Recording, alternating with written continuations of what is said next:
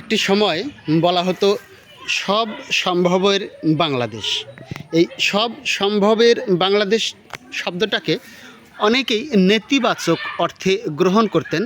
মূলত আমরা এই শব্দ বা এই বাক্যটিকে ইতিবাচক দৃষ্টিভঙ্গিতে যদি বিচার করি তাহলে এর সত্যতা পাওয়া সম্ভব। সব সম্ভবের বাংলাদেশ কেন বললাম? এখানে একটি বাইকুনুর জাতের আঙুরের ফল দেখিয়েছি বা দেখাচ্ছি। এর গাছে কোনো পাতা নেই, পরিকল্পিতভাবে অসময়ে ফল নিয়ে আসা হয়েছে। মূলত জানুয়ারি ফেব্রুয়ারি মাসে এর ফল আসার কথা, কিন্তু বাংলাদেশের আমাদের যে স্বভাব, ওই যে